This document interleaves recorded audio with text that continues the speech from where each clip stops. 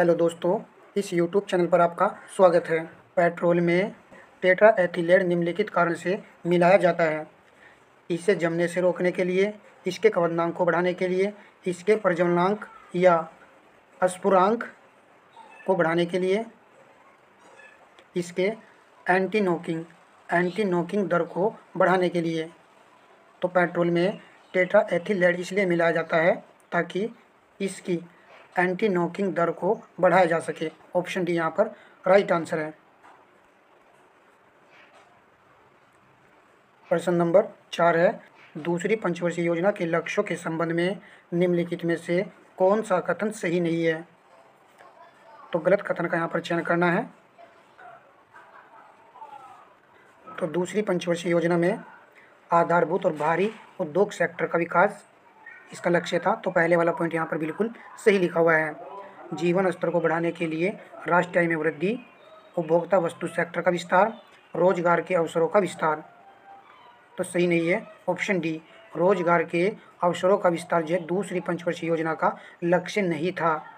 यह लक्ष्य था सातवीं पंचवर्षीय योजना का लक्ष्य था, जिसमें रोजगार के अवसरों का विस्तार करना था।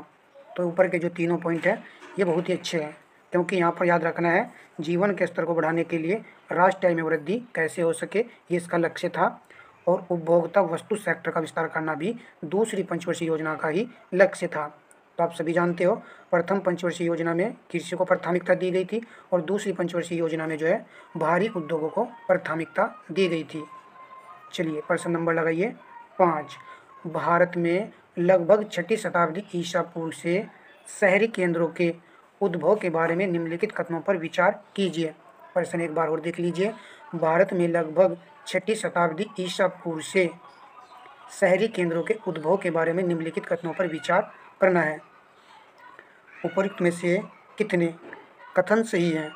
इसी प्रकार के प्रश्न जो एग्जाम में आते हैं, जिनको देखकर अचंभा लगता है, परंतु हम जो प्रश्न पत्र के लेवल के हिसाब से ही क्लासें उपलब्ध करा रहे हैं। उन सभी का विकास महाजनपदों की राजधानी से दूर हुआ। प्रमुख नगर आवागमन मार्गों पर स्थित थे। इसमें से अनेक वाणिज्यिक, सांस्कृतिक और राजनीतिक गतिविधियों के बड़े केंद्र थे। तो शहरी केंद्रों के उद्भव के बारे में पॉइंट नंबर 2, पॉइंट नंबर 3 सही है। तो केवल यहाँ पर 2 कथन सही है। ऑप्शन बी राइट आंसर हो चुका है। शहरी केंद्रों का जो विकास किया गया था वो महाजनपदों की राजधानियों से दूर नहीं किया गया था। इनका विकास जो है पास में ही किया गया था, ताकि आवागमन अच्छे तरीके से हो सके। इसीलिए तो प्रमुख नगर जो है आवागमन मार्गों पर ही स्थित थे। प्रश्न नंबर 8 है, रेड डाटा बुक में आंकड़े सम्मिलित हैं। विदेशी प्रजातियों के लुप्तप्राय प्रजातियां, आर्थिक रूप से महत्वपूर्ण प्रजातियां, सभी पौधे व जानवरों की प्रजातियां। ऑप्शन बी राइट आंसर है। लुप्त प्राय प्रजातियों को रेड डाटा बुक में शामिल किया जाता है। तो बी यहाँ पर राइट है। प्रश्न नंबर 9 है, निम्नलिखित युग्मों पर विचार कीजिए। पहाड़ियाँ और क्षेत्र यहाँ पर दिया गया है। उपर्युक्त युग्मों में से कौन से सही सुमेलित हैं? तो सही सुमेलित का चयन करना है। कार्डमम पहाड़ियाँ, कोरोमंडल तट दिया गया है। कैमूर पहाड़ियाँ, कोंकण तट दिया गया है। महादेव पहाड़ियाँ, मध्य भारत दिया गया है। मिकिर पहाड़ियाँ, पूर्वोत्तर भारत दिया गया है।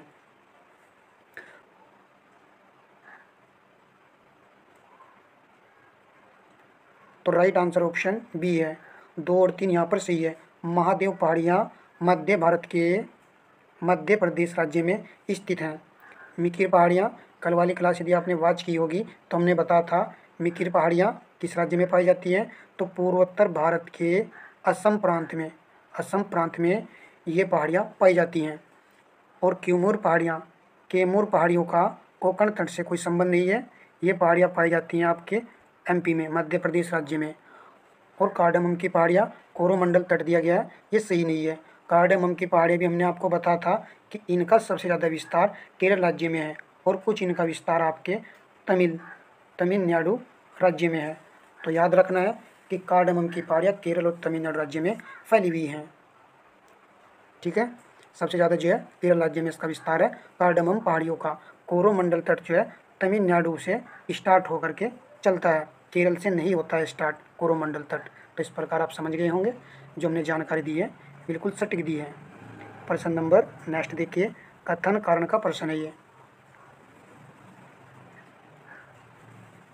पृथ्वी द्वारा सूर्य की परिक्रमा की समयावधि की तुलना मंगल ग्रह द्वारा सूर्य की परिक्रमा की समयावधि कम है। फिर कहा गया है कारण, मंगल ग्रह का व्यास पृथ्वी के व्यास की तुलना में कम है। नीचे दिए गए कूट का प्रयोग करके सही उत्तर का चयन कीजिए। देखिए यहाँ पर ए बी सी डी चारों विकल्प में से कौन सा विकल्प जो इस प्रश्न का आंसर होगा। कथन को एक बार जरूर पढ़ लीजिए। पृथ्वी द्वारा सूर्य की परिक्रमा की समयावधि की तुलना में मंगल ग्रह द्वारा सूर्य की परिक्रमा की समयावधि कम है। तो पहले वाला कथन यहाँ पर गलत है, कारण यहाँ पर सही है। तो राइट आंसर हमारा ऑप्शन डी है।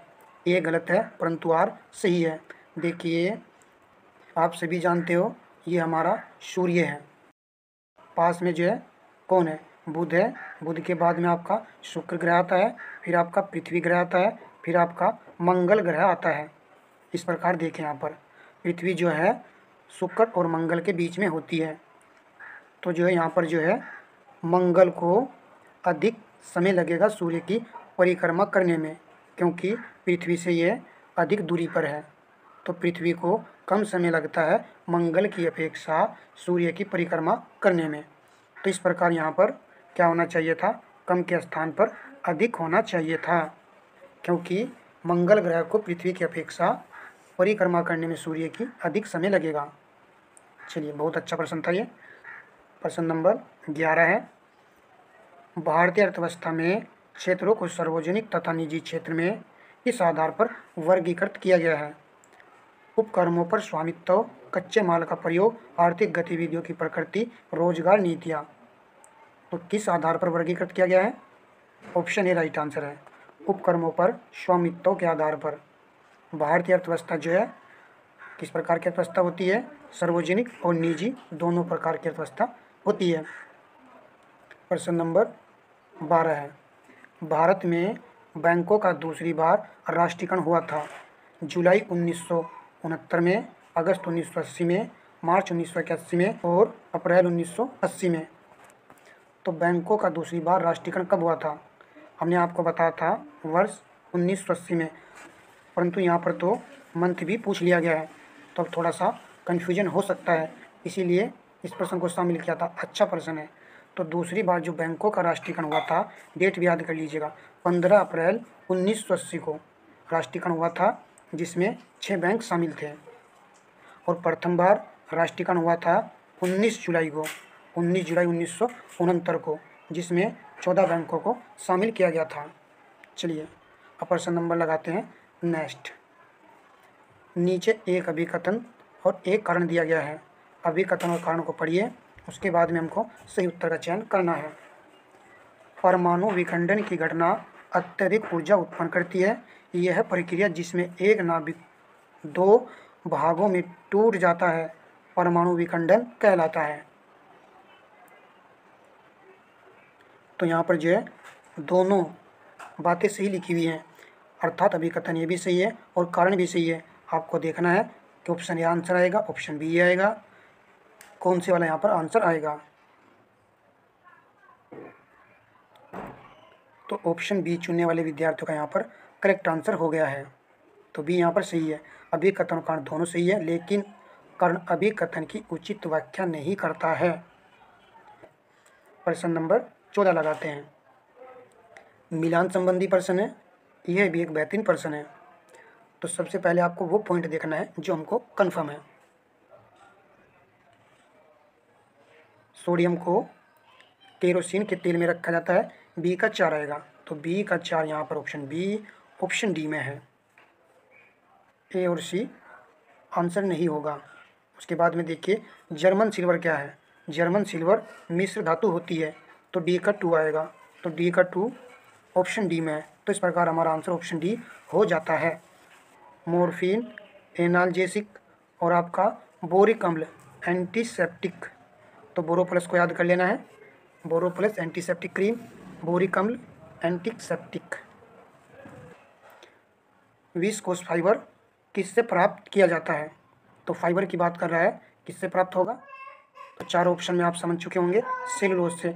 ऑप्शन ए राइट आंसर है। सेलुलोज को पादप कोशिका से जो प्राप्त किया जाता है। नेक्स्ट प्रश्न देखिए, निम्नलिखित में से कौन सी गैस को हास्य गैस कहते हैं? नाइट्रस ऑक्साइड, नाइट्रिक ऑक्साइड या फिर नाइट्रोजन प्रोक्साइड? तो ऑप्शन ए राइट आंसर है। नाइट्रस ऑक्साइड को, N2O को कहा जाता है हास्य गैस। NO मत लगाना, कुछ विद्यार्थी इसको भी लगा देते हैं। प्रश्न नंबर 20 है, निम्नलिखित में से कौन सा अनुच्छेद 300A के तहत एक अधिकार है? तो ऑप्शन सी राइट आंसर है, संपत्ति का अधिकार। यह एक विधिक अधिकार है। अनुच्छेद 300A में इसको रखा गया है और 44वें संविधान संशोधन के द्वारा 1978 में इसको मूल अधिकार की श्रेणी से हटा करके विधिक अधिकार की श्रेणी में डाल दिया गया है। प्रश्न नंबर 21 है, निम्नलिखित में से भारतीय संविधान के कौन से अनुच्छेदों में प्रत्येक स्मारक स्थान या कलात्मक या ऐतिहासिक वस्तु की रक्षा करने के लिए राज्य को दायित्व प्रदान किया गया है? वेरी वेरी इंपॉर्टेंट प्रश्न है। अनुच्छेद 49 या फिर अनुच्छेद 149? तो ए चुनने वालों का राइट आंसर है। अनुच्छेद 49 में जो है इसका दायित्व दिया गया है। यदि हम अनुच्छेद 149 की बात करें तो इसमें जो है महान्यायवादी की शक्तियों का प्रावधान किया गया है। चलिए प्रश्न नंबर लगाते हैं 22।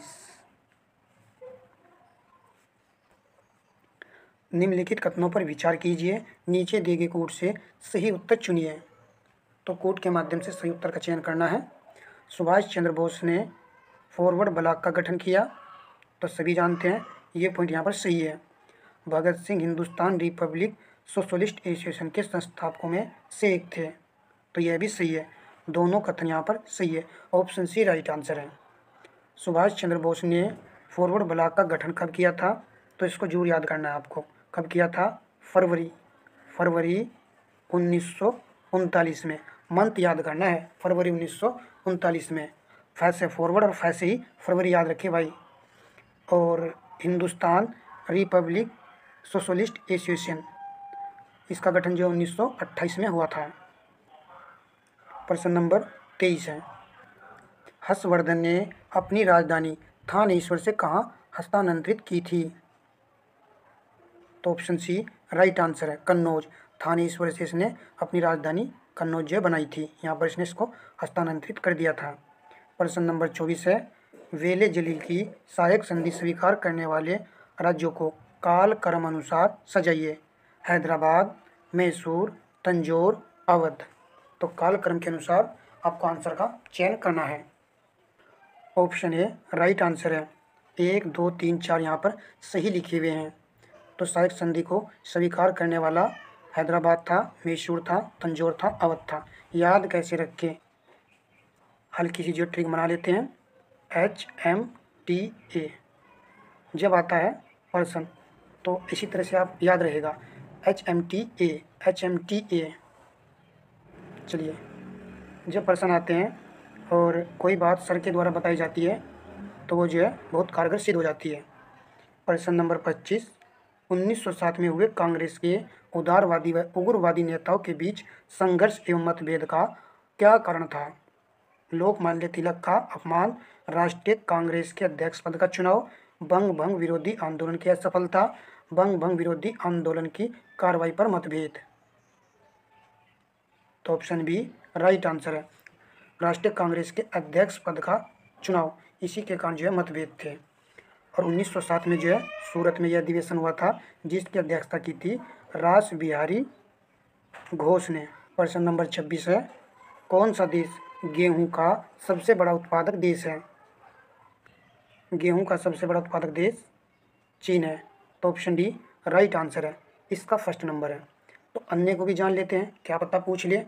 सेकंड नंबर जो है आपका भारत देश का आता है, और थर्ड नंबर जो है रूस का आता है, और फोर्थ नंबर जो है आपका USA देश का आता है। किसके उत्पादन में? गेहूं के उत्पादन में। और ये जो आंकड़े दे रहा हूँ मैं आपको 22 के अकॉर्डिंग दे रहा हूँ। देखिए, हमारी क्लास में खास बात ये होती है कि मैं प्रत्येक सब्जेक्ट से प्रश्नों को शामिल करता हूँ, जिससे कि एक अच्छी और एक बेहतरीन तैयारी हमारी हो सके। तो भाई आपसे रिक्वेस्ट है कि वीडियो को लाइक शेयर अवश्य कर दिया करो अपने दोस्तों में। आप ही ऐसा कर सकते हो तो आपको करना भी चाहिए। देश और राजधानी यहाँ पर दिया गया है, इस टॉपिक को भी एक नज़र में ज़रूर देख लीजिएगा। रोमानिया की राजधानी कहाँ पर है? बुखारेस्ट में है। तो ए का 2 आएगा और ए का 2 आपका ऑप्शन ए में ही है। तो ए हमारा राइट आंसर हो चुका है। एक ही पॉइंट से काम चल गया है। ऐसा हो जाता है कभी कभी, परंतु ये नहीं पता है किसी को। तो ये तो पता ही होगा कि नॉर्वे की राजधानी ओस्लो है। तो बी का 1 है। तो बी के 1 के हिसाब से भी ऑप्शन ए राइट है। नाइजीरिया की राजधानी अजूबा है और वियतनाम की राजधानी हनोई है। तो ए यहाँ पर करेक्ट आंसर था। वीडियो का लास्ट और अंतिम प्रश्न है।